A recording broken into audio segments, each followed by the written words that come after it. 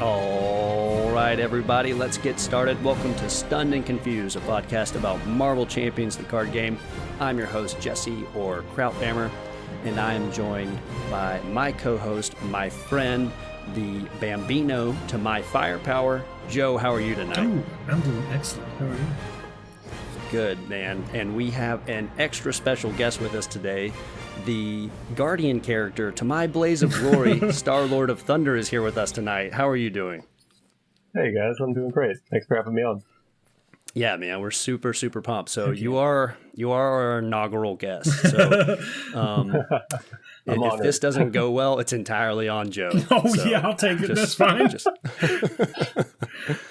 No, but yeah, thank you for having us on. So we're going, or thank you for having us on. Whatever. Thank you. It's my show now. Thank you for taking over this podcast and making it a serious, endeavor. No, but thank you for coming on. Tonight we're going to do tracking champions. So we're going to talk about tracking our gameplay. And yeah, it's awesome to have you on. So why don't you just tell the folks about yourself, what you do with the community and Marvel Champions Tracker. Yeah, sounds good. So my name is Galen. I'm also known as StarLordofThunder on Reddit, which is a play on two of my favorite characters and a little reference to Ragnarok for those who watch a lot of MCU movies like I do. And I am the sole dev for MarvelChampionsTracker.com, which is a free and unofficial game tracking site dedicated to Marvel Champions. We've got basically the ability to log all your games, see stats on those games, log future games if you want. You can get trophies. There's a tracker for releases and things like that. So it's kind of an all-purpose, game tool. And we also I also just released a randomizer feature a couple weeks ago for the site's second birthday. So, yeah, super awesome. I've already been using it. Yeah, so awesome.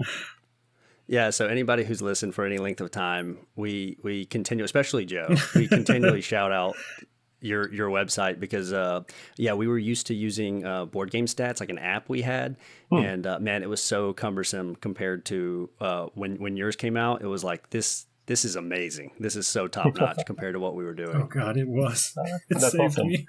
Yeah, I was tracking my stuff in a note on my phone, and that was not a good way of tracking it. And I know a lot of people use spreadsheets; they do their own things,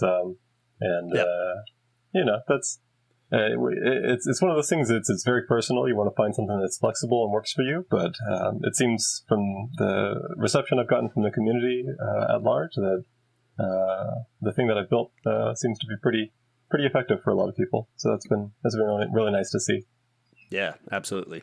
So I stole a page out of Boom Guy off the Winning Hands playbook here. He asked me like 4 or 5 questions just to kind of get us started, get to know you from a Marvel Champions level. So I've got 5 rapid fire questions here I'm going to ask you. You ready? Yeah, let's do it. So how long have you been playing the game? Like where did you buy in at? Are you like from the core set, or did you come in halfway through somewhere? I think I started playing towards the end of 2021. I actually bought the game. I bought the core set like a year before, and then was just intimidated with learning a new game. I'm not much of a board gamer, but I saw Marvel's Champions, and it's a Marvel property, and it's a solo game. So yeah, sure, I'll buy it. And then I just put it off for like a year. But I started actually playing it in about 2021. Got completely obsessed. Ended up buying everything that was available at the time within like 3 or 4 months. It was insane and irresponsible, but it was fun. And I've been at it ever since. I have almost everything up until now. I think I'm missing Spider-Ham, Wrecking Crew, and the new Black Panther. Shuri. But Shuri. But I have everything else, and I was actually just earlier today looking at pre-orders for Civil War. So I've been very cool. I've been deep in it for I guess 4 years now. Yeah, that fire purchasing, like as soon as you like get like the game sinks its claws into you, and you like wake up every morning and like just check Amazon real quick, see if there's anything on sale. That's when you know you got it bad. Yep. I remember going into my local game store one day, and I had 2 packs in my hands. I think one was Wasp and the other one was Drax or something like that. And I was looking at them, I was staring at them for like 10 or 15 minutes. I'm horribly indecisive when it comes to buying stuff. So I was like, which one do I want? I'm only going to walk out of here with one of them today. And my girlfriend came over and she was like, just grab one of them, because you know you're going to be back next week and you're going to buy the other one. So it doesn't really matter which one you buy. Yeah, that's true. Oh, man. I think we've all exactly had true. that exact thing go on. So we feel you. Well, you mentioned it a little bit up top, but who is your favorite hero in the game? In the game, I would actually probably say Shadowcat. The perfect defense Shadowcat is such a treat to play once you've figured out the defense things, and it took me a long time to figure it out. If it's not Shadowcat, I also really love Rocket in protection.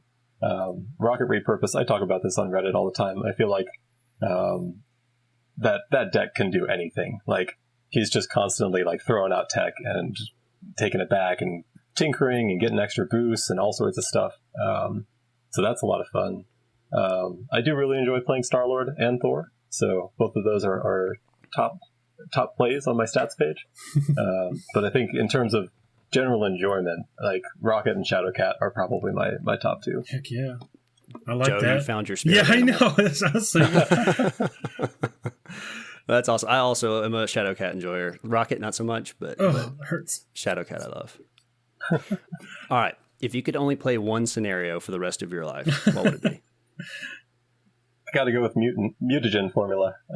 That's my recommendation whenever somebody asks, what do you test decks with? And the reason why I suggest that is because it has kind of a little bit of everything. Like, the villain's not a joke. He's not too gimmicky. It's got a lot of minions. It's got a lot of side schemes. You can add more with modulars, so you can kind of like, if you're playing Cable, you can add a bunch of side schemes. If you're playing Thor or Rocket, you can add a bunch of minions. So you can kind of get a little bit of everything out of it. And I've played that scenario so much, and those games are so long too. But if I had to stick with one, mutagen would be the one.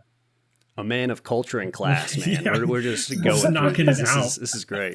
Yeah, cool. And what's your favorite tribe in the game? Oh man, probably Avengers. I really wanted to be more into Guardian stuff. It ended up being more about like attachments and things like that, which I don't play with a lot of allies. Yeah. So like thematically, it makes sense for the Guardians, but I that's not really interesting as much to me. So I think a lot of the Avengers stuff. When I first think about deck building, I always like kind of revert to the early days, and so like Avengers decks are the first things that come to mind. I've played a ton of the X-Men stuff since that came out, so I might not like consciously be realizing it, but X-Men would probably be a big one for me as well. Yeah, there is that thing where like you say like this thing is my favorite, but like as you like progress through the game, like I always said Gamora was my favorite in the game, and then like at some point like 3 years later, I just had to like stop lying to myself. So I understand. Yeah, you just kind of get stuck in a rut. You think that that's what it is, and then you go look at your stats page, or you think about what decks you've been playing. You're like, oh yeah. I've been playing a lot of Sentinels lately. That's weird. Okay, learn something about myself. Yeah, exactly. So yeah, you kind of set it up top that you're not much of a board gamer besides Marvel Champions, but yeah, any other board games, video games, or hobbies that you have? Yeah, not a lot of board games. I've bought a bunch and haven't played them. I feel like that's a pretty common experience for a lot of board gamers. Are they Marvel board games, or are you trying to branch to different kinds? Other stuff. I really wanted to learn how to learn Terraforming Mars, so I bought that, and just. It's the same thing. I've sat there and I looked at the rule book and I was like, I'm not going to spend 3 hours learning how to play this game tonight.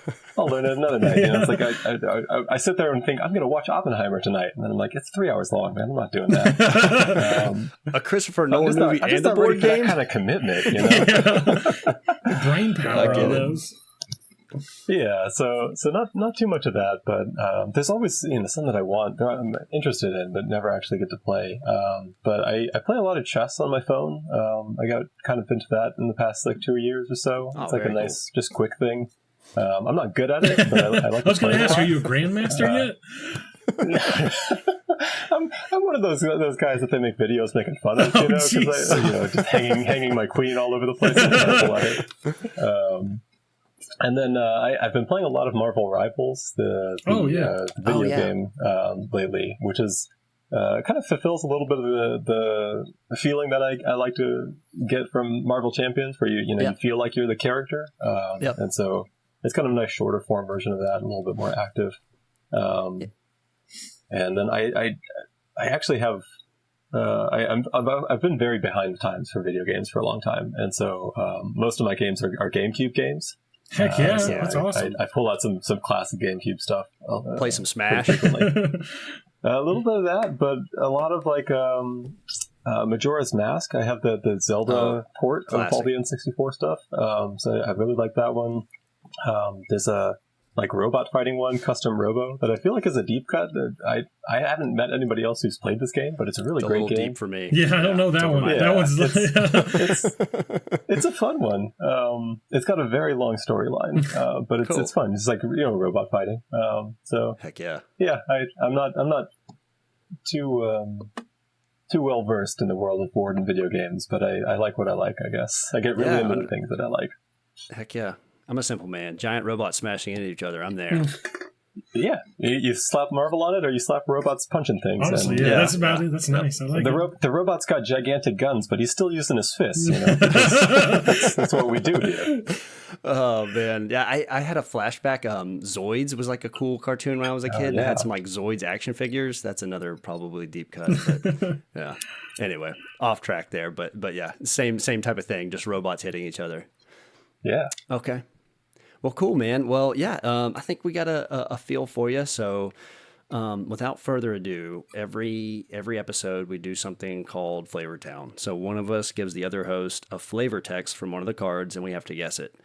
I was telling you before the show, Joe is going to give it to us, and I am on a 3-win streak right now.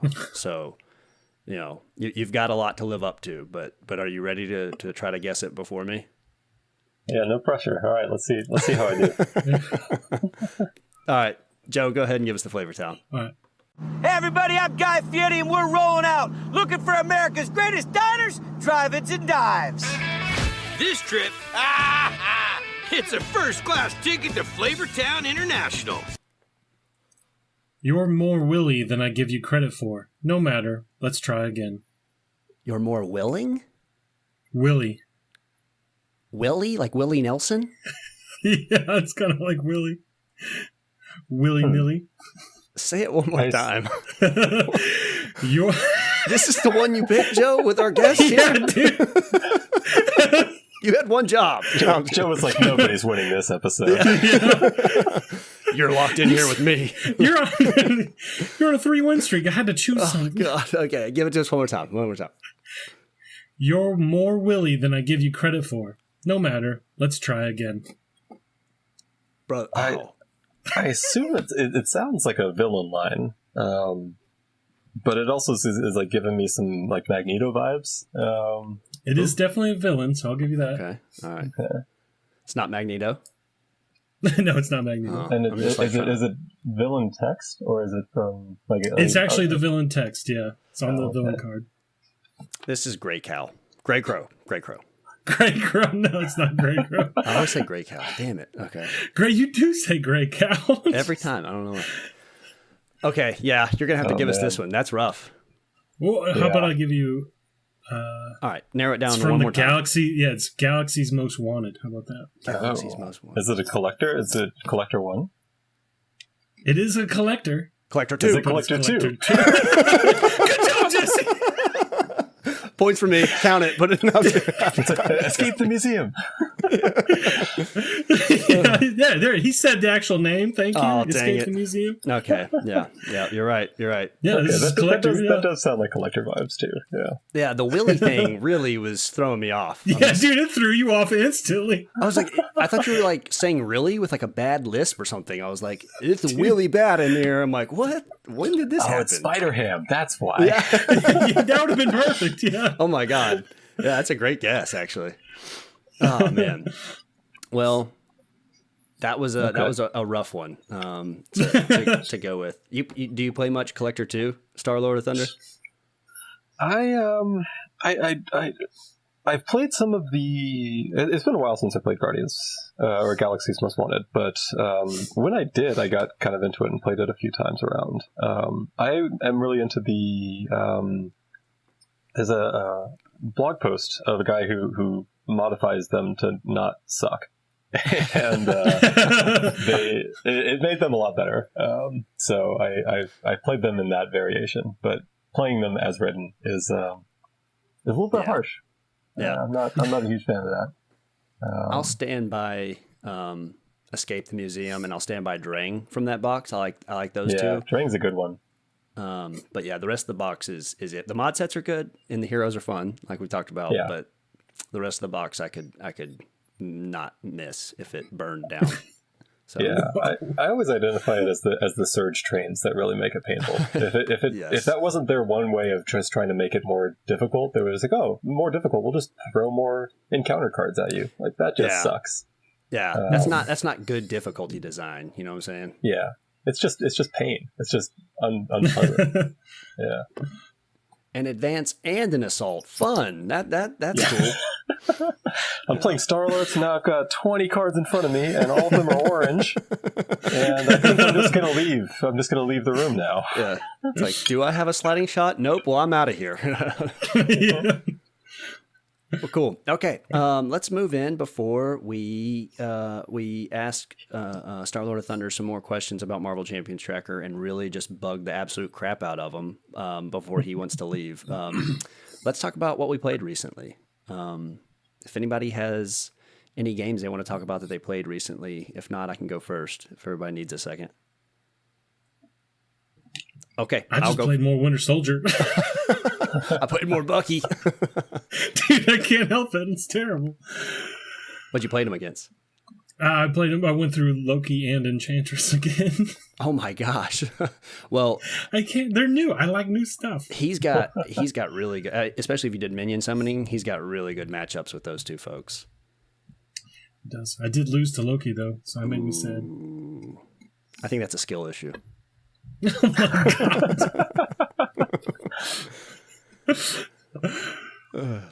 What about you, StarLord of Thunder? Anything recent you've been playing? I've been going through a little mini campaign of my own creation. I've been calling it the electromagnetic mini campaign. I'm playing Thor and Magneto against just a couple of villains that I tried to cobble together into some sort of campaign. So it starts off with Green Goblin, that's awesome. And then it goes to Master Mold, and then the last one's going to be Ultron. Although I had a second thought yesterday that I might actually throw the Magneto scenario in there and have Thor face off against him one-on-one. Nice. Which would be kind of interesting, but also sounds scary. Yeah, that would be a rough one, I would think.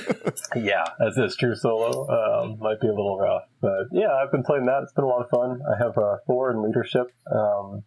I saw this suggestion a little while back for a deck that had... what's that? The new card, is it Face the Past, that brings out your nemesis?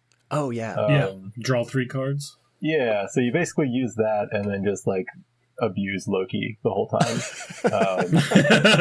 And as Thor, you're just like, oh, free minion, cool, I got it. Because you could draw like 5 cards, right? What's that? Yeah, because you'll be able to draw like 5 cards. Because of his ability. So you basically just get a second hand.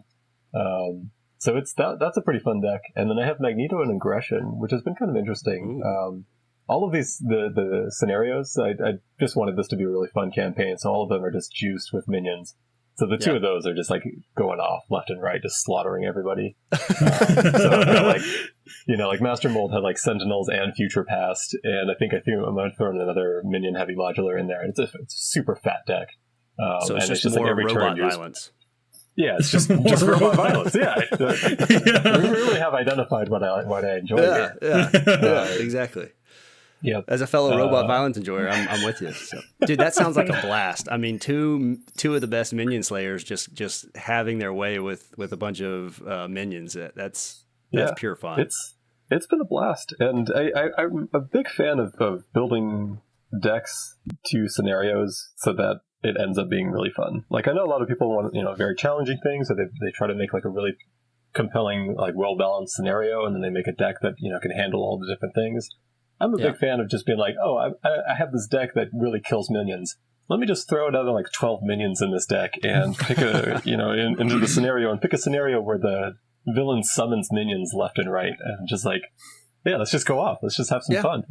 Yeah, it's kind of like that thing. It's like you don't take your Corvette and like take it to like the dirt bike, the dirt bike mound. You take it to the highway where you can go 90 miles an hour. So it's like if you've got a Corvette, let's see the thing go. Yeah, let's have some fun. Yeah. Yeah, so, I'm with you. So that's what I've been playing. Very cool. I have taken another stab at a Gamora firepower deck. So I tried one with like trying to get like allies out and then putting energy spears on the allies, and it just ended up, Gamora really just wants to focus on on cheap events, and so it just never really worked the way I wanted it to. I decided to kind of scrap it and start over, and then I've kind of had a renaissance with Pulse Grenade. It's like it's a weapon, so you can use it with firepower, and you don't have to exhaust it to use it if you were to choose to use it. But it's a 2-cost basic weapon, and man, it's just so fun. You can have it out there all game, use it to use it for your firepowers, and then if you're ever like 3 or 4 damage left on the villain, you can attempt to use it at the very end to kind of peel that last 4 or 5 damage. Because it's handy. Yeah, you choose an enemy, you discard the top 2 cards, and then however many boost cards it is. That's how much damage you do. So I've had actually a lot of fun using that card, and instead of trying to like get allies out and then putting attachments on the allies, that was a little bit too much. Just slap a pulse grenade down, have her sword, and then like Yarnborn and just go ham. So that's actually really interesting. I remember when I think Pulse Grenade comes in StarLord, or it's one of the Guardians packs. And some Guardian, I remember when I first saw it, I was like, man, this seems cool. I want to throw this in. And every time I've used it in a deck, I get it into my hand. I'm like, oh, there's that card that I wanted to play.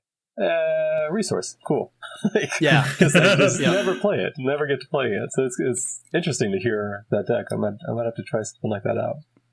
Yeah, you're right, because it doesn't have any tempo, right? Like you don't feel like using it the time you play it, and it like damage is never really that much of a priority, especially early game when you're trying to build. So it feels like it's always in a weird spot. But and it's dependent on the encounter deck. You don't know how many times playing this I've thrown a grenade and it just didn't blow up. It's like, what the fuck? It's like, grenade down hole, and he throws it, and then it's just like nothing happens. Like it's like that weird scene where like the heroes and the villains are just staring at each other like, what now? It's like, oh. That was it. It's one of this, I feel like there's a decent amount of cards from the Guardians wave where they definitely were. I feel like the designers were like, oh yeah, if people are playing really hard, they're going to enjoy this. And it's like, if you're playing in a scenario where you've loaded up like 3 boost modulars, Pulse Grenade can do a lot of damage. But if you're not in a situation like that, or you just get unlucky, then it's 2 for nothing, like it's almost like that kind of like, if you draw 2 boosts, it's like, oh, well, that sucks. Yeah, exactly. Yeah, so it's almost like Falcon in a way, where it's like the harder the scenario, like the better he gets. That's kind of like how it is with Pulse Grenade. So, and then I started thinking about like global logistics with Pulse Grenade, but then I was like, that's too much. So. Just too much. Anyway. All right. Well, if that's everything that we've played recently, we've got several questions for you about Marvel Champions Tracker that we wanted to ask, and just kind of pick your brain on the tool and everything that your journey with it, if that's cool with you. Yeah, that sounds great. So, Joe, why don't you go ahead and ask the first question? All right. So, what kind of background did you have, or do you have to make this, or was this something new you had to learn to make the website? This is definitely skills that I have. So I work in tech as a day job, and I actually built a not similar site, but a similar-ish site for a mobile baseball game that I play. I started that one back maybe like 2019, 2020-ish. And so I had, the tools to build a website that, has database and all this stuff. And, I have the skill set for web development, basically. And then I actually, I have a personal site where I have some like trackers and things. Like I was doing food logging and things like that I didn't want to have as giving all that data to a third party. So I started building this just for that. And then I realized, well, man, if I'm going to go through all this effort to make this, and build it for myself, it's minimal amount of effort to also just publish it and allow other people to use it. So that's where it came from, basically. Heck yeah, Very that's cool. awesome. So yeah, so it's clear, just like based on your post and like the effort and how much polish, I guess I would say, there is on Marvel Champions Tracker. It clears this is a passion project for you, and you've invested a lot of effort into it. What has your own game tracking journey been like? You had kind of alluded to the fact that you were building something else for like food tracking, and you thought, why use a third party when I can just build this myself? Was that something when you started playing Marvel Champions, you wanted to see your own data, and so you thought, hell, I could just do this better myself? A little bit. I think when I first started, I wasn't really paying attention to the stats at all, and then at some point, I wanted to keep track because I wanted to play heroes that I hadn't played before. Like many of us, I have a lot of content that I have not played, or combinations of content that I haven't played, and so I really wanted to kind of explore. I think I played like five or six games of Quicksilver, and I was like, I should play somebody else. Who should I play? And then I just couldn't remember who I hadn't played at that point. So I started keeping track of it in a note. And I was literally just like writing down all the combinations, and then I started writing down some notes about how the game was going and all of that, and I started tracking here's the link to the deck list, or here's the aspects I was using, what I was trying to do.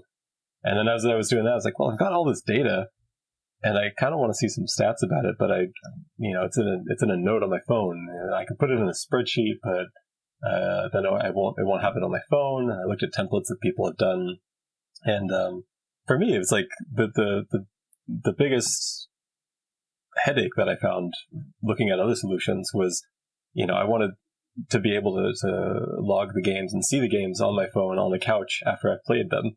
And nothing felt good on the phone. I was like trying to scroll and then, like a Google sheet and it's just hell. So I thought, what if I could make something that has this like sense that the first thing that I want in all of the designs is to be that it works well on a very small screen, so that if I'm sitting on the couch, I have the cards in front of me. I've already got this huge mess in front of me. I don't want to pull up my laptop or an iPad even. I just want to very quickly tap in the game, see some stats or whatever, and then move on with my life. And so that's kind of where the design focus of it came from. And basically I took all of the notes that I had and looked at all of the data that I wanted to see from that and added that into the form. And so, that's why we have like the notes field and the aspects and the deck lists and things like that, I think even came later, just because, I wasn't really keeping track of that. And then very quickly, once I published it, I realized, a lot of people are tracking things very differently, and I should probably pay attention to that so that, other people can use this. So, I started adding, like some people want like incredibly specific data. Like they want, like turn by turn data, even like, how many turns the game was, like how many times you saw your nemesis, how many times you beat your nemesis. I know there's like a solo champions league that, rates your games based off of like, how much health you had versus how much threat there was on the main scheme at the end. So people want to track that data too. And so, I've actually been, working on designs to add some of those things to the form, for the game log, but it's always a bit of a hassle because, I love the idea of being able to track all those stats, but I know that a lot of people use the site because it is simple and it is clean. And so it's like, how do I balance where do I add these extra fields so they're not not just this gigantic, CBS receipt. Yeah, exactly. Yeah, I always complain in my own like personal job. It's like people always want more information in less space, and it's like you just can't do both. Exactly. Yeah. At some point, you have to just kind of cut stuff out, and so there's been a lot of times when people reach out about a field or just an extra spot on the form that they wanted added, and I looked at it and I was like, yeah, that would be a 2-hour build to do. I could have that shipped out tonight. But does that fit into, this kind of sleek design? Does that fit into this idea of, every thing on the forum connects to stats so that it's actually usable information? And if the answer is no, then I say, okay, well, I'll keep it to the side because I know somebody wants it because they asked me about it. Yeah. But, I really want to make sure that it feels cohesive and that it feels easy to use. Well, that is really interesting because I think the thing that stood out to me the most when I first started using it was how mobile browser friendly it was.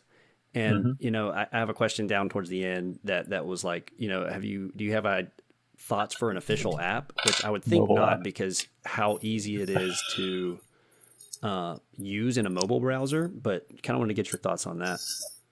Yeah, mobile app is probably one of the things that I get asked about the most. And I get it. There's a lot of things that you can do with a mobile app. And a lot of ways that the mobile app is a lot nicer. I unfortunately probably will never make a mobile app for this. Yeah. The main thing is that there's just a ton of development overhead for it. They're expensive. There are ways of, it's a big time investment because you're essentially creating two more apps, right? And they, like I have the web app now, and the web app works on your phone and works on desktop. That's actually kind of like two development sections that you have to do. So I have to design, a mobile style, and I have to design a kind of desktop style and make sure that it doesn't look like crap in between them. So, usually when I'm developing, I have two windows up. I have a mobile, one that looks like the size of a phone, and one that's my desktop, that's my normal size, that I view it on. And then sometimes I'll squish the windows around to see what it looks like in between for iPads or smaller laptops. So I'm already kind of developing for two different UIs. Mm-hmm. If I were to add an app development, it's different for iOS and for Android. So there's already some complication there. And then there's also a lot of overhead with the app stores. I think, I don't know that I've ever met a mobile developer who was like, oh yeah, it was really easy for me to get this app out. Like there's a lot of times you send it through, iOS has its own app store review, and sometimes it'll just get flagged for no reason and sent back to you. And, you have no idea why they didn't like it, but you can't publish it tonight.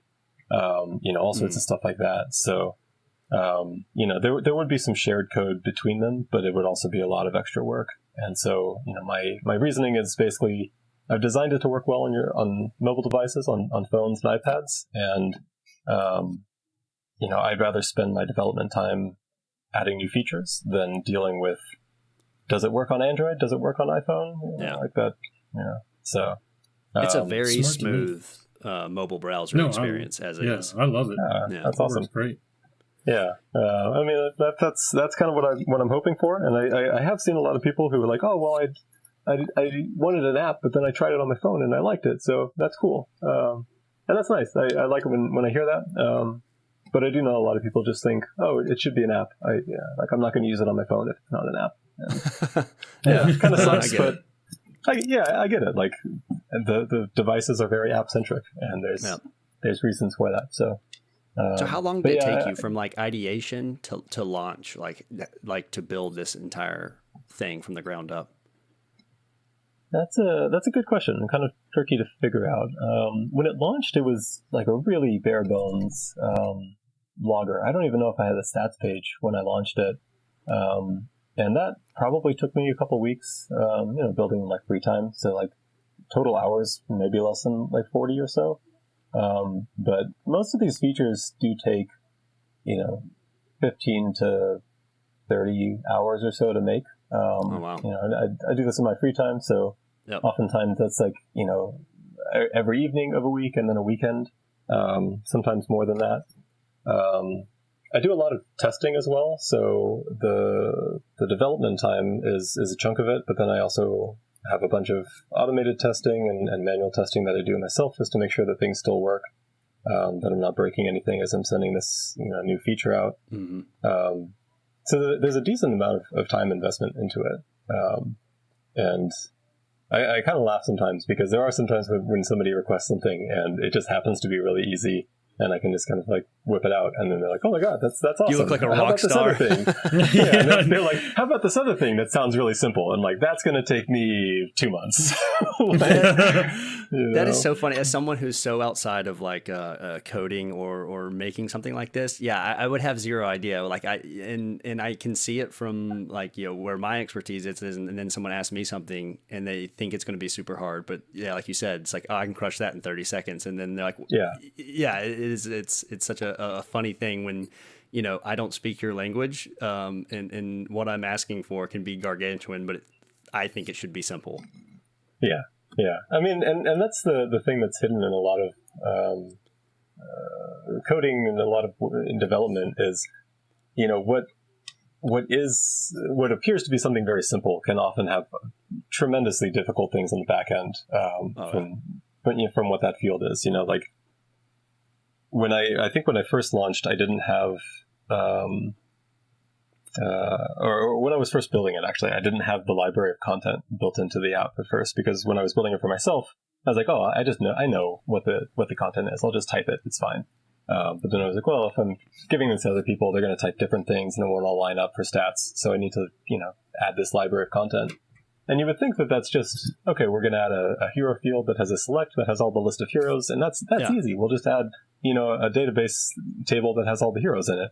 It's like, okay, but then how does that connect to the logs, and how does that connect to the stats and all of these things? And you start realizing that, oh, that one simple table itself is, you know, only a couple of lines of code, but connecting that and making that usable everywhere else is a huge endeavor. And so there's a lot of things like that there's a lot of stuff like that comes up where I guess it's kind of like an iceberg. You know, the tip of it is what people see, and everything underwater is, you know, what makes it work. And so it's like, you know, from a user perspective, it's like, oh, this is a simple ask. Just add all the heroes. That's, you know, it's a spreadsheet. Yeah. Why are you complaining about this? But it's like, well, there's a lot of work that I have to do to make that happen. And then there's other times when people are like, hey, can you make this like the dates like work for my, you know, like I'm in Europe and you guys do dates stupidly in America. Can you make them the smart way? And I'm like, oh yeah. Cool, that's done. Like 20 minutes later, you know, it's like it seems like that should be the harder thing to do, but no, you just change a couple lines. It's fine. That's awesome. That's so cool. So yeah. Also, they do dates wrong, not us. So. Well, so yeah, so you talked about how you've just kind of incrementally added enhancements over time, and you talked about how you're. You know, you just added your randomizer, but are you still enjoying adding these new features? You know, is this something you're still having fun developing? And is there any sneak peeks into what you may be working on in the near future? Yeah, that's a great question. I do still really enjoy it. I think I have a bunch of coding projects. I think this one's probably my most, the one that I have the most fun on. Cool. And it's probably because I started with it with the idea that I wanted to look good and work really well. So it's kind of a treat to work on it, as opposed to like, you know, the first site that I made for that baseball game. I didn't know anything about web development when I started, so there's a lot of garbage on that site where it's like, yeah, I built this like 6 years ago when I didn't know anything, and I really need to rebuild it, but to rebuild it would take me 2 months, and I don't want to do that, so I'll just deal with how much I hate it. Whereas on like on MCT, I'm like, oh no, I'm really proud of this. It looks really nice. I enjoy this. This is cool. So, you know, I have a blast making new features. And it's also really, really awesome to see the reception from the community. You know, every time I've posted, I've gotten tons of people saying, oh, I love the site, or, oh, I didn't know you were on here. This is awesome. I use it all the time. So it's very rewarding for me to see that, you know, people are enjoying this thing that I built. So that's really cool.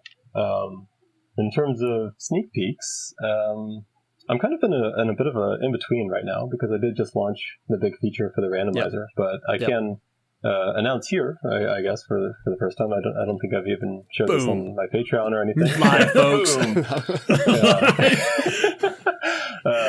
But I'm going to be working on some stats improvements next. There isn't a runtime widget, so I'm going to add something like that so people who track the runtime of their games can see some stats there.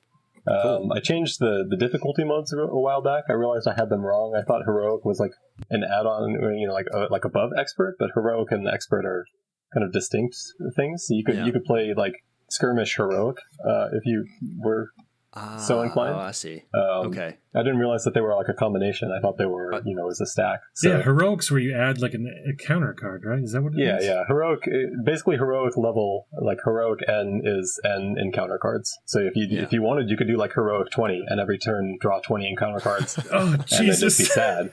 So I'll just go play Ronin real quick. Someone had to have asked you, like, "Hey, bro, I play skirmish heroic. I need you to add that." No.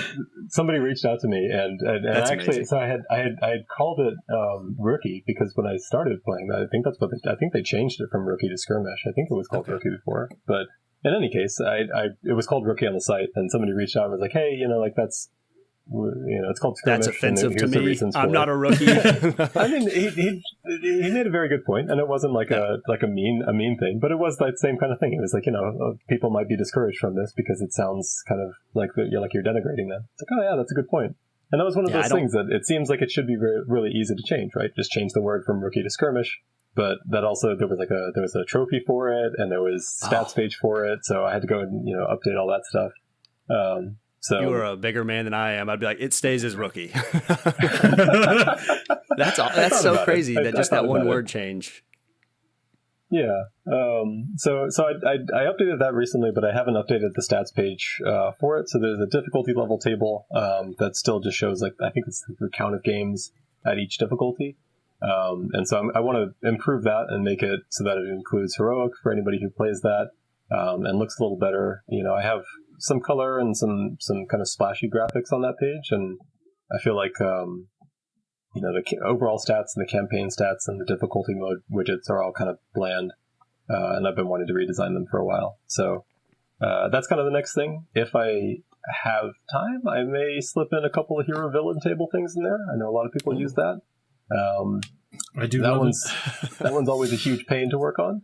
So I make no promises, but I have been wanting to add so many more things. I have so many ideas for the hero villain table.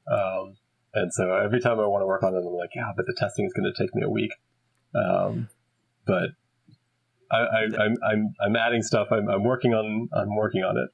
It'll get there. So that's great. Yeah, so Joe is on a suicide quest to complete his grid, right? He's gonna be on his deathbed playing Loki v Wasp. Not great. Not great. You got a lot of gaps. No, I'm getting there. No. So can you see like other? Do you have insight into like other people's grids? You know what I'm saying? Like, do you know if anybody's like completed the grid? That would be an insane amount of games, but I just have to ask. That'd be an insane amount of games. I could find that information. I thought about writing up a query to check before I came on actually, but I didn't get a chance to do that. And I don't have a dashboard for that myself. But I'm pretty sure as a community we have played all of the content, because every now and then I've been toying with the idea of doing a hero villain table for all stats. Like I have the all player stats page. That's I want to make a hero villain table for that using all the data. Cool. Drop down. There's just like you could see the heat map of the entire community. Yeah. It's going to be very hot in the core and very cold in the new stuff. But, exactly. Yeah. Then there's going to be like Winter Soldier, things that are super popular that end up, getting real hot. Like Joe's carrying Winter Soldier for you. Dude, I'm trying. Yeah. But I have looked at that table because that's really easy. That's just removing the like user filter that I have. And I'm pretty sure that table is complete. So cool. As a community, I'm pretty sure we've played everything, but I don't know if there's anybody That's crazy. on MCT who has played everything. But I know that there's like the reason why I added this is because I know there's a lot of people who track that specific journey. Like a lot of people really want to play everything against everything. And some of them are even crazy enough to say, I want to play every hero in every aspect against every villain. Yeah, I've heard that. And that is insane and admirable. And if anybody has accomplished that, I would love to know, because that is something special. But if you're on that journey far down that road, please email us, because I would also love to know what your day to day looks like. You're just crushing out, She-Hulk aggression v Ronin, and then just going through She-Hulk pool, everything, dud after dud after dud. That's insane. And I know, like, I've seen some people who do it where they're like, I play everything against everything in every aspect. There was a guy on Reddit. He said he plays everything in every aspect against every villain at least once, and so win or lose, he moves on. Okay. Which I thought was interesting, because I feel like a lot of people do this because they want to win against everything. And so that perspective was just like, that guy was just like, I'm just a completionist. I don't care if I'm winning. I'm just gonna jam through this. I was like, you know what? I respect that. You know what you want, and you're getting it. Like, good on you, man. Exactly. There's no wrong way to play the game, right? It's a solo game. So if like that's what the guy finds happiness in the game, I'm all for it for sure. Yeah, live your best life, man. That's not my life. I'm never going into that. But, just flip up, tank 3 hits, lose, move on. Star-Lord's the easiest one. You just get out there and draw all the encounter cards. You die real quick. Game's over. over. No allies, never flip down. Yeah, exactly. Yep. Exactly. You got a straight line right across the table. It'll be great. Yeah. Yep. Where are you at in your own tracking journey? I mean, is it something my tracking journey? You care about as far as your grid, or are there any heroes specifically that you're like me and Joe personally, like Magic, I want a straight line across. Joe wants SPDR, has a straight line across. I do have a straight line, thank you. Yep. Interesting. Yep. You do. You got one. I do. Right. For SPDR, I do. I should add a trophy for that. You should get a trophy for that. Yes. Joe's so pumped. that Joe Memoriam trophy. That might be one of those ones I can whip out. We'll see how it goes. If you get a trophy on Monday, it's because of this podcast right now. I'm gonna be waking up so pumped. Yeah. Otherwise, I'm gonna like email you and be like, "Yeah, sorry, this is gonna take me 3 months." Yeah, no worries. It's one or the other. It's gonna be easy or it's super hard. But I feel like you should get a trophy for that. That's an endeavor. My table is not like that. There's a lot of like 5 lines from campaigns. Okay. So I see that on my grid a lot. Yeah, I don't play a ton of campaigns, and I don't often play them with the campaign rules, but I do like to go through all of the villains in a box. And so, like, I have Rocket going through all of Galaxy's Most Wanted. I have Shadowcat through a bunch of different things, Mutant Genesis, and I think also Next Evolution. And a couple of like random ones. Like I did I have a custom print of Daredevil, and so I did She-Hulk and Daredevil through Rise of the Red Skull. That was a lot of fun. And so She-Hulk I think those are the only games that I've logged with She-Hulk. I played a bunch when I first got the box, but I hadn't gone near her in years. So I was like, let's do a campaign with that. So that's like She-Hulk has like just one small little five little chunk there. Yeah. So mine has a lot of empty. And actually the past few boxes of villains has a lot of empty as well, which is kind of disappointing. But I've been playing a lot of like Mutant Genesis and earlier stuff, Rise of the Red Skull stuff. So eventually I'll find my way back to the lower half of the table. Yeah. Those are great boxes to play through. So they're so fun. I get why. They're so fun. Yeah. So I find the all player stat section to be very neat because it gives us like it kind of washes away some of the sensationalism around like this is S tier or this is shit tier or whatever, and it's like when you get to just see kind of like all the stats combined into one place, it is interesting. There's like a core set bias, like you said, around just the number of plays. But it is interesting to see like, the Ronins has, the smallest win rate. The Doctor Strange are up there with the win rate. It's just it's neat to kind of see the numbers bear out more or less where the community thinks about a lot of these heroes and stuff. Yeah, I've been really enjoying that. And like you said, there's a lot of qualifications of how many plays does it have, what's the aspect in, is it in player counts, like all these things. Change the difficulty of the game, which is part of what makes it so fun, so replayable. And it's also fun really to look at the hero charts. I look at the aspect breakdown a lot. So if you open up the see all modal and you click or tap on one of the heroes, there's a little bar chart that shows you what they've been played in. And so like I have that up right now, and I'm looking at like Iron Man is almost split evenly. It's like 30% aggression, 20% justice, 12% leadership, 30% protection. Like pretty even chunks. Really? And then you go and look at something like Drax, and it's just like 85% protection, 75% protection, 11% leadership, 10% aggression, and 2% justice. Like, some of these characters people have just really typecast as a single aspect. That is and some of them, super. it's really interesting to see. Like Ghost Spider, 81% protection. Yeah. And it makes sense. Ghost Spider's incredible in protection. But I love when you see stuff like that, because as when you're looking for like new avenues in the game to explore, that's an excellent place to look. You look at Ghost Spider or Drax, and you say, okay, what is Drax and Justice like? Like, does it just not work because of his kit, or are people just not trying it? That is and there's been a couple times when I've built decks based on that. Yeah, so it's like there's a couple times where you could just go and build a deck on that and just see what it's like. Like, what does Drax and Justice feel like? And find out something new about the character, about your own playstyle, all of that. So, yeah, damn, that is super cool. It's a fun data dive.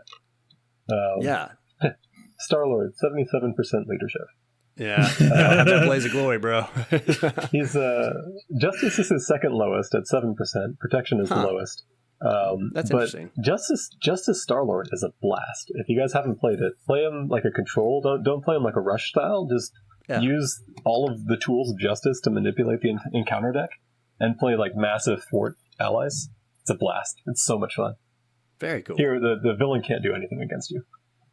That's very very awesome.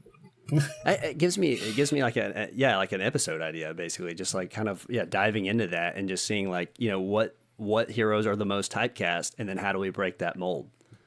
Yeah, super cool. So we spent a lot of time talking about this, but I never gave you the avenue to tell people how they can help support you. And I know this is not an easy task. You spend a lot of time and effort doing this. It's a very, very awesome tool. I know just for me and myself and Joe, we use it all the time to track our games. But how can we support this tool? How can we support you and what you do? That's a great question. I appreciate that. So I have a Patreon, so if anybody is, you feel compelled and you want to kick a couple bucks my way, Patreon's kind of the way to do it right now. I have a tier on there. I think you can just select anything you want, and if you only want to, send me $1, that's totally cool. Like, I appreciate everything that comes in. I know a lot of people share links to the site, like on Reddit. For when I first started it, somebody would ask about a tracker, and I'd be the first one to mention the site in there. And now somebody will ask about a tracker, and I'll come in, 2 hours later, and there'll already be three people like, oh yeah, use this guy's site. Like, I'm going to bat for you. Yeah, dude. Anytime someone's like, I want to track my games, like, this guy, you need to talk to him. He's the best. This is the one. Yeah, I really appreciate that. That does actually really help me out because it gets more people on the site. And it's, as we've mentioned, this is, kind of a labor of love. It's a passion project, and it's not something that I'm trying to make money off of. So there's no trackers on the site. There's no like advertising in the background. I'm not selling any of the data. I'm not doing anything, iffy like that. I personally, ethically believe that a lot of the advertising things that websites do these days is just garbage. It's really terrible. How we have no control over that. So I don't have any of that stuff on my sites. And so, if you want to support me monetarily, Patreon's the way to do it. At some point, I may add like an extra way of like paying me directly so that Patreon doesn't take a cut. But they're decent about it, so it's all right. Shoot me that Venmo. Also I'll send it. No, I'm just kidding. Send that Venmo. Yeah, something like that. I might actually add to the site at some point. Yeah. But just sharing it, using it, getting enjoyment out of it, and then when people reach out and tell me that they love it and that they get so much more out of the game because of it, that warms my heart. I really enjoy that. So yeah, that is also a perfectly valid way of paying me back. I really enjoy that. Like, I mean, just you reaching out and asking about this, asking me to come on was a highlight. Like, it's awesome. Oh man. So, Well, I mean, we're Heck kind of a nothing burger podcast, but I was so pumped that you said yes. We're jumping up. I was so pumped Yeah, that like you agreed to come on and talk about it. So man, we super appreciate it. You mentioned I stare fun at thing your about people website who do weird niche things like this, like me, is we love talking about it. Yeah. So if you want to sit me down and ask questions, I will sit here for as long as you want and chat with you about it. So yeah, exactly. And it's I mean, it's Marvel Champions is niche in its own way too. So it's like, yeah, we could sit and talk Marvel Champions for hours just because, like you said, it's just, you know, it's a labor of love. I was actually thinking before I came on this, I've tried to convince my friends to play this, and none of them, even the Marvel fans, will play. I don't understand why. I think they would enjoy it, but they don't. And so I was thinking about this. You guys are, I think, the first people that I've talked to in person, not like on Reddit, about this game, and this is actually really fun. Yeah. And I feel like there's probably a lot of people, like, you know, the number of people who play true solo, you know, I can just see from the games on the site, like, that's such a huge percentage of people. I'm sure there's so many people who just have never gotten to talk to somebody else about this, you know, this thing that we're all so invested in, both in time and money and all of that. You know, so it's fun. And that's one of the things that I bring up a lot, the community. I really love that's, this exists, you know, like you guys doing this podcast, even if you don't have, you know, whatever, you know, however millions of viewers you guys have listening it's right just now, my you know, that's it's just my it's all family. You know, but like the people who do listen, you know, the people who see it on Reddit and things like that and engage with it, like that community is very wholesome, and I feel like the more we can do to support each other in that community and build that up, you know, support people who ask questions, that's always good. So yeah, you can't ever leave. You have to do this chart forever, this site, until the game's gone. So I've had a lot of people ask about that, actually, like what happens if you decide to quit it. So I should actually add that. The site will probably keep going. You can download your data if you want. Yep. All of your data can be downloaded very easily. So you should for backups, but also, you know, if you have Excel and you want to make a spreadsheet because you're a nerd like me, go for it. It's a great way to engage with it. But yeah, the site has been doing great. It's around for a while, so hopefully, you know, even without extra maintenance from me, it can kind of keep running. I guess I need to add the new content so that people can log those games, but. Yeah. I think that's what like tipped me to just like, I think that's what tipped me off to like you just like being like a genuinely good dude is just like you could just anytime you wanted to just go download all those logs that you wanted to. So like, you know, if you ever decided like you just didn't feel like putting your data into your site, just go put it into Excel and then you can do whatever you want with it.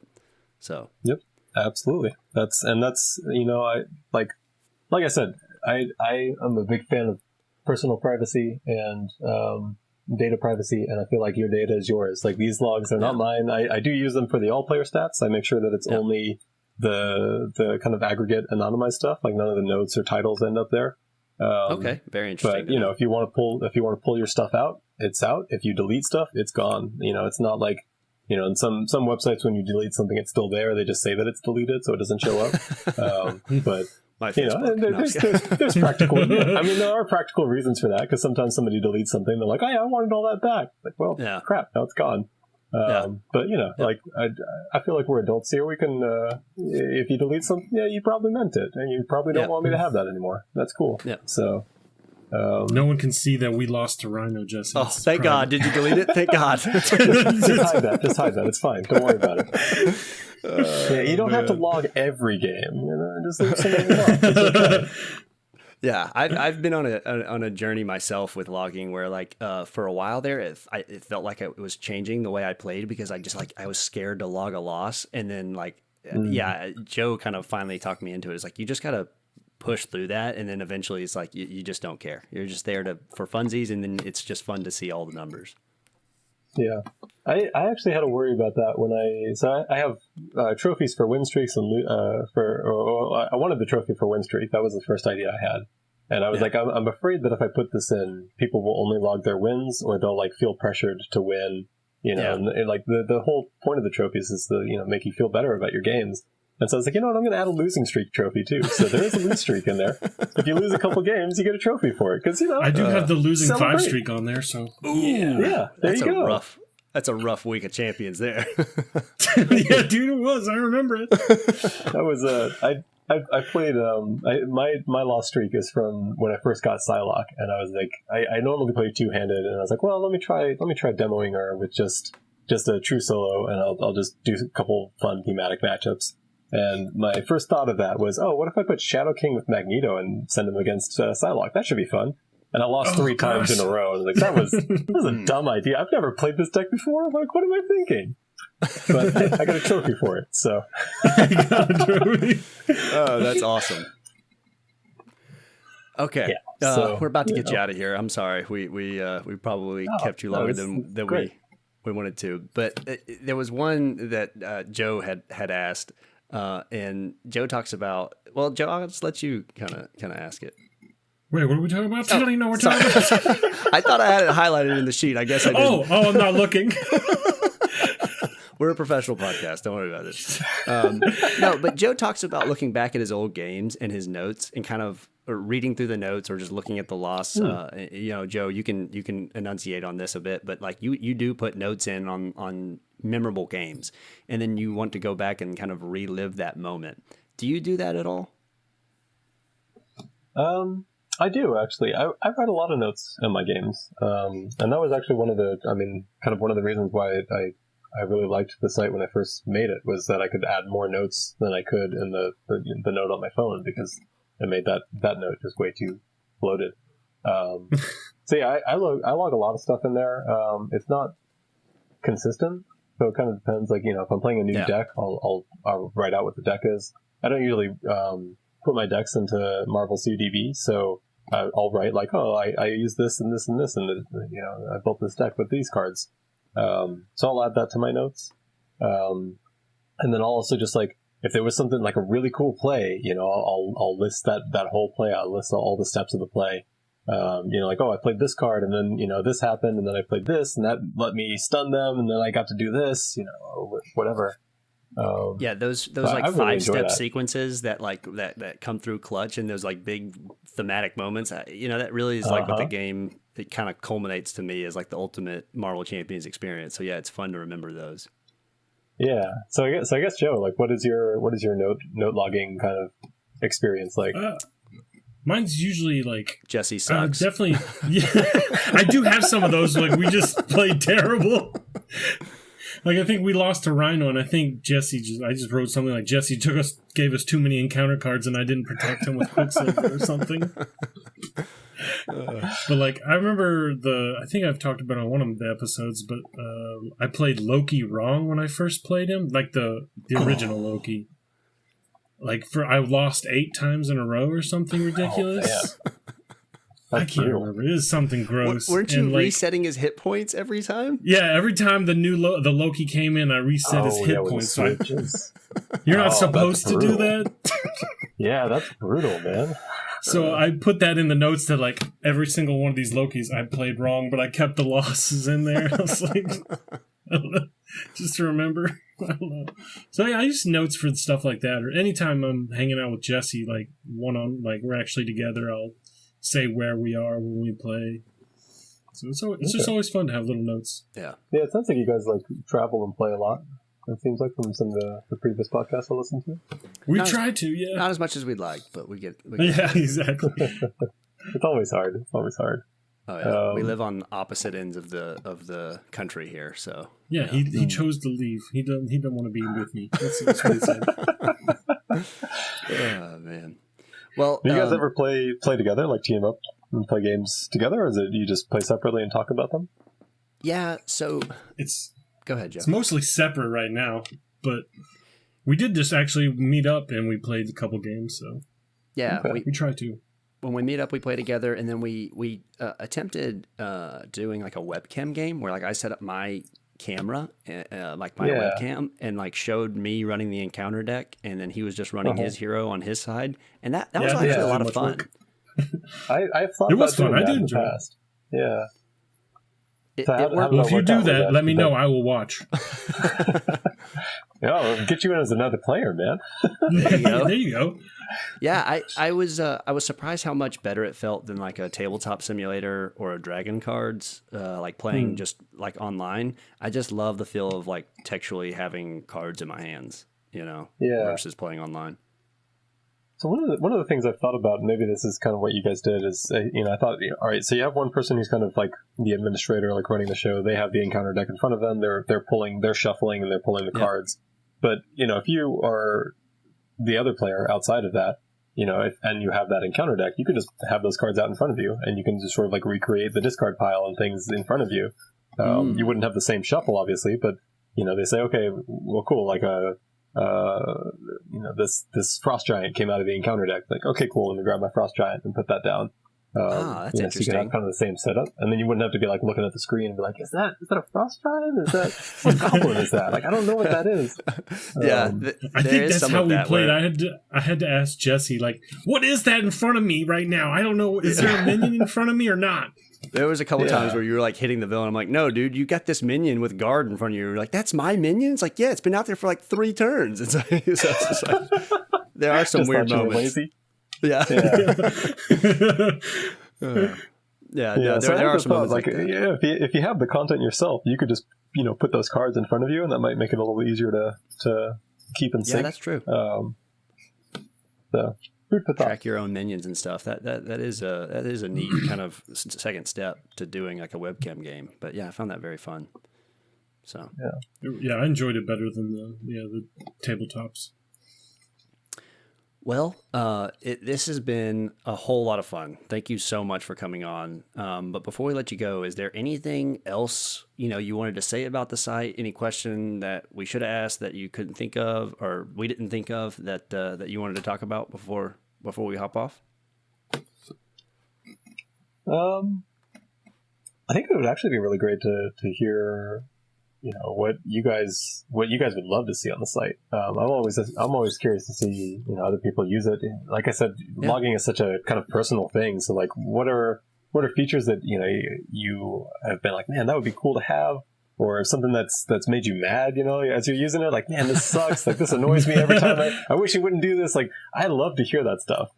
So I'd love to hear if you guys have any of that, because if there's something that's pissing you off, I want to get rid of it. And if it is something that would make you, really excited, I want to add that. So for anybody out there listening too, you can send me those things. I'm always super receptive to that. Can't guarantee that anything will get built or changed, but I do my best to, if somebody reaches out about it. So I'm kind of curious, like, are there any features you guys would love to see, or anything that you'd love to see changed? It's like asking Albert Einstein if I could like tell him how to do math better. You know what I'm saying? Like it's just like, it's just this thing where it's I'm like not it's asking like you to code the site. I'm just asking you what the feature is. Also, I love that I'm Einstein in this. That's really nice. That's way too nice. It's that thing where it's like, dude, you've already surpassed so much of the Champions tracking experience for me than what I was doing. You've made it so easy compared to what I used to do. Yeah, so it's like compared to what I'm used to, like having my preferences preloaded, where it's like, yeah, I know I play standard 3, I know I play expert, preload the recommendeds in. It's just like all those quality of life things are just it literally takes 30 seconds to log a game on your site because of those quality of life things. But if I had to say one thing, you added the randomizer in, and it can take into account unplayed heroes, mods, and villains, which is super awesome. But I was going to ask, is there a way where it can build out unplayed combos? Like, I've played Jubilee in Aggression before, and I've played Ronin, and I've played Bomb Scare, but I've never played those things all in one game. Yeah. So can it shuffle all that in together? Does that make sense? Yeah, no, that's a great question. It can't do that now. I mean, it might do that now, but it wouldn't do it intentionally because it is random. But that is a fantastic feature idea, and that is something that I want to build in the future. I was actually really hoping to have a third mode. So currently there's a chaos mode, which is just everything is random. And then there's a simple mode that gives you some controls. There's a third mode that is hidden right now that's called detailed mode, and detailed mode gives you a lot more control over what each of the settings is. So rather than saying, just random heroes or, unplayed heroes, detailed mode lets you pick individual heroes. So there's a setting, if you don't want to click all of them, you can just say, like, give me the stuff in my collection, the stuff that I've not played, and it'll just select the appropriate things. But you could also say, like, for hero 1, I want it to be Thor in protection, and then for hero 2, make it random. I don't care. And so that's what detailed mode will be able to do. Okay, very cool. So you can fix certain aspects of it while jumbling the rest. A little bit, yeah. Or you could say, like, for hero 1, I wanted only Avengers, and for hero 2, I want only Guardians, that kind of thing. So you could just select whatever combinations you want. That's very cool. And so, that is kind of a step towards what you're talking about, but also being able to, add combinations of things would be a really interesting feature that I would love to put in. I'd also love to do, like, more thematic modular pairings and things like that. Like, I know there's people out there who've done lists of, like, these modulars work really well with this scenario. You might not have thought of it. Or, like, these villain modulars theory. work really well with this. The villain theory. Yeah. And I've actually had a lot of fun pairing modulars with heroes. So, like, Zizzax, which is a modular that probably nobody, like, regularly plays. It's all about lightning so resources. Much fun. So much fun with Thor and Captain Marvel, because both of them are really about lightning. So sometimes you'll get a card from Zizzax and you're like, this ruins my entire day. And sometimes you'll get a card and you're like, this only makes me more powerful.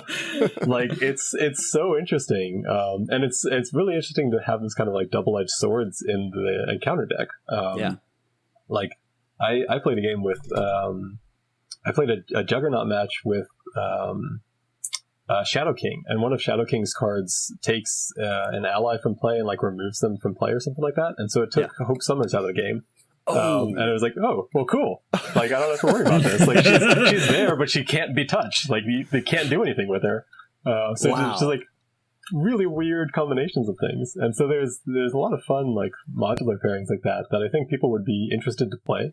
For sure. And one of the things I'd love to do is put up, a forum where people could say, hey, this modular and this hero, really fun, here's why. And, maybe it could suggest those kind of things.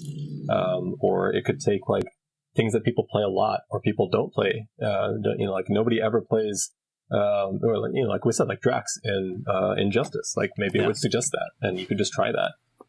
That's so I want to have the randomizer leverage both your plays and the all player plays.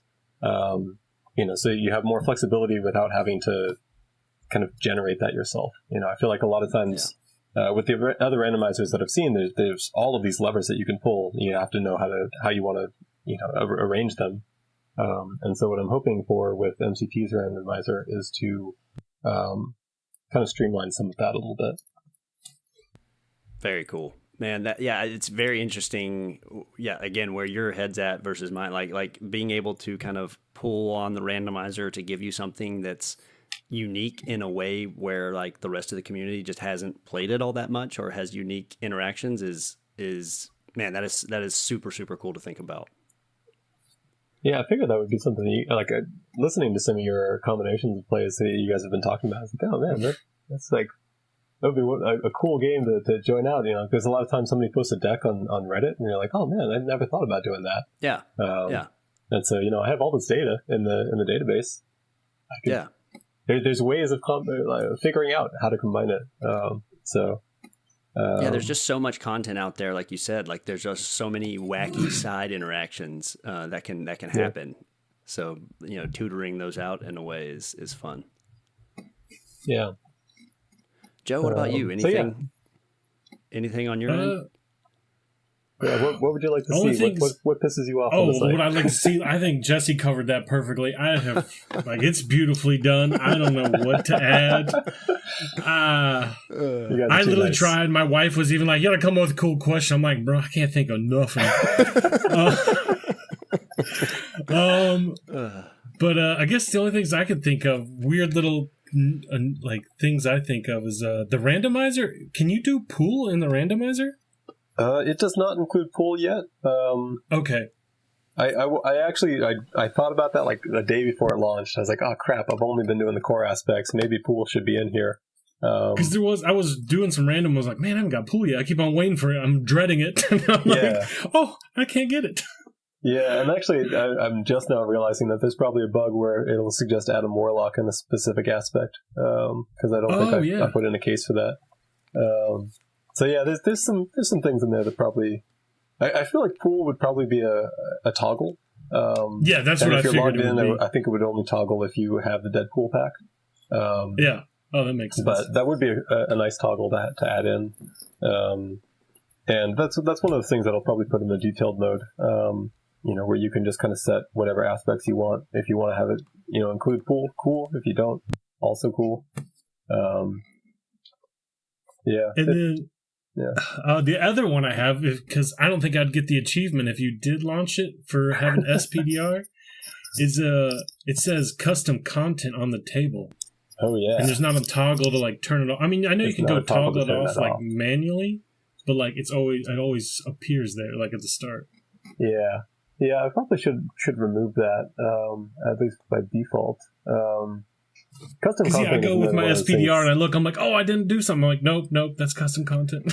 Joe's too nice to say this, but that one square bothers the shit out of him. That's the type of guy he is. Does. It hurts.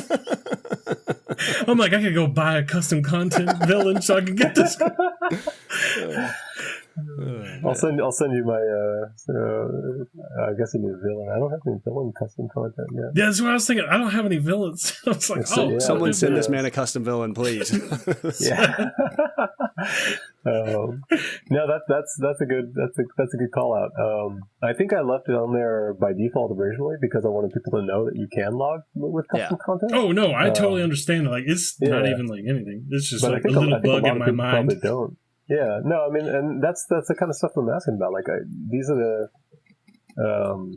when you're designing software, there's a lot of things where people don't know what they want. And so I love asking people about things like this because it does.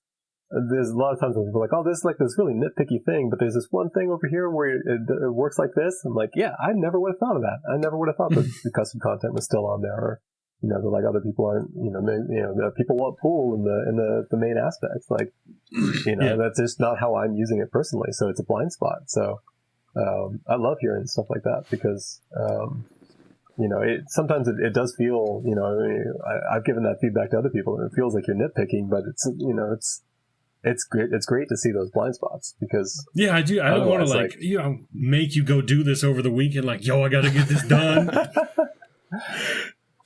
Honestly, I'll slot it into my normal flow, but it will get done. A couple years from now, it's cool.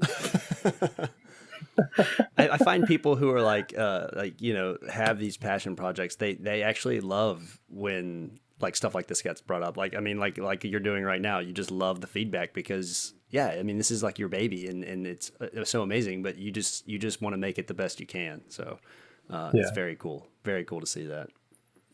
Yeah, and it's one of those things where it's, when you have other people that you talk to regularly, like, if I had friends who played Marvel Champions, I'd make them use this site so that I could talk to them about it. And then, they would give me that feedback because they know me individually. Yeah. And I feel like the next best thing to that is randos on the internet. There are people who have said some things very nicely and some things very meanly. But in all cases, it's useful. Tell me who said something mean. I'll find them. Usually it's out of frustration. Like, oh, this damn thing doesn't work the way I wanted. It's like, cool, thank you for telling me because now I know. Like, I thought it was working fine, and now I know that there's this pain points or things that you don't like, and that's great to know. Like, I think the idea of being able to switch the axes on the hero villain table came out of something like that. Like one person was like, I hate having the heroes on the side. I want them on the top. And like, that's a weird request, but okay, cool. Like, I'm glad you told me. That's funny. And I would have never thought. Yeah, like, and that was actually kind of a pain in the ass to build. But once I did, I was like, this is actually really useful because sometimes it is nice to be able to flip it around and just see it from a different perspective. And sometimes there's stuff like that I don't end up building. One case was somebody asked about the game log calendar, The it's on the stats page. It's got all the little dots for the days of the year or whatever. And the first dot I think is always on Monday, and it starts on Sunday. And they were like, oh, like where I'm from, the day of the week starts on Monday. Can you just add a toggle for that?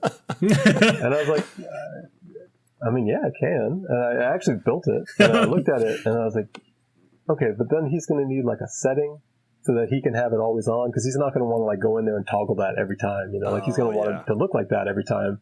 All right, so I got to put that on the settings page, and I got like an hour and a half into this. I was like, why am I like? No, yeah. I should have thought about this. Like I need to think about the design, because like it's not an unreasonable request, but it is, it's something that I would then show to everybody, and all the users will see this. And so there's just a send mixture. a text back. Sometimes No. they won't get fit in, but a lot of times you get feedback, and you're like, man, that is a really good point. I should have thought about that, or I never thought about that. I never would have thought about that. So. Yeah, there's got to be a million touch points of like, just like thinking about all the things, to one person who uses it for one specific thing, they interface with 7 things on the site. But like when you have thousands of people doing thousands of different things, that number of all the things they're clicking on gets really big, and weird edge cases pop up. Lots of weird stuff. And it's such a personal thing. People want to be able to have the data they want in the form they want. They don't want to have to rearrange all the stuff. They don't want to have to change these settings. Like you said, like loading up the standard 3 and the expert set. That was a setting that I think I added only, maybe earlier this year or late last year. And it doesn't take a lot of effort to change the standard module and add the expert set. It doesn't, but man, when you change that, I love it. when you set that and you just say load required and it pulls up the ones that you want right away, it's such a great feeling. And that's the kind of thing that I want to have all across the site, and I want people to feel that basically at all times throughout their experience. So there's a lot of thought that goes into designing stuff like that. I feel like a bit of a broken record sometimes when I'm making posts on Patreon, and I'm like, oh well, this new feature's in the design phase, and like a month later I'm like, it's still in the design phase. It's like, well, dude, I love when you update. I don't care. But it's because like I don't want to put out an update where it just looks terrible, or it doesn't work, or it doesn't connect to things that it should. Like even with the randomizer, I was a little annoyed that I launched it without having the settings be, or like the parameters be in the setting, because like now when you go to randomizer, if you always want it to be only unplayed and 3 heroes and like only stuff in your collection, like some of those things pre-populate, but not all of them. And I know that eventually somebody will ask me like, hey, how can I set the default difficulty on the randomizer to expert? I never use standard. I'm like, yeah, that's coming. I just takes a lot of time, so. But I try to launch with all of that in mind. Like, even like adding a trophy for the randomizer. Like I made sure to do that before, because I want all of these things to tie together and feel cohesive. And so, there's a lot of stuff.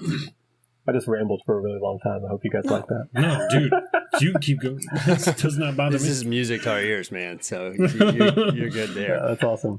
Yeah.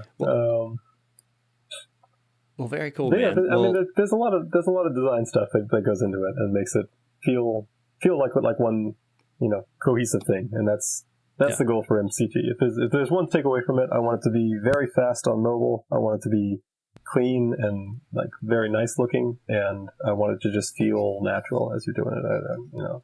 You've already played the game. You've already used all your mental effort to defeat Loki. You don't need to use your mental effort to log that game. It's got to be quick. It's got to be fast. Yeah, I think that's the perfect tagline. I mean, it really is, where it's like you go into this, and folks who haven't used Marvel Champions Tracker, I would implore you just to go to marvelchampionstracker.com, make you an account, and just log a couple games just to understand, what we've talked about today, and just the smoothness of. I mean, it really just takes 30 seconds to log a game. If you're interested in that data at all. It is by far the best thing I've ever used to track my gameplay. So, and that's awesome. Thanks so much. Well, thank you so much for coming on, StarLord of Thunder. I had an absolute blast. Thank you for answering all of our questions. It was awesome. Yeah, this is great. This is a lot of fun. And anytime you guys want to have me come back on and pick my brain or anything like that, let me know. I was about to If you say. think of a question, Joe, think of something that pisses you off. Let me know. I was about to say the next time you have a feature launch or something, let us know and we'll have you back on. We don't have to do a full hour and tie up your entire Saturday evening, but yeah, at least just have you on, chat some champions, and talk about what's coming up and down the pipeline. Yeah, it sounds great. Awesome. With that, I'll sign off. Thank you, everybody. Spidey out. Peace.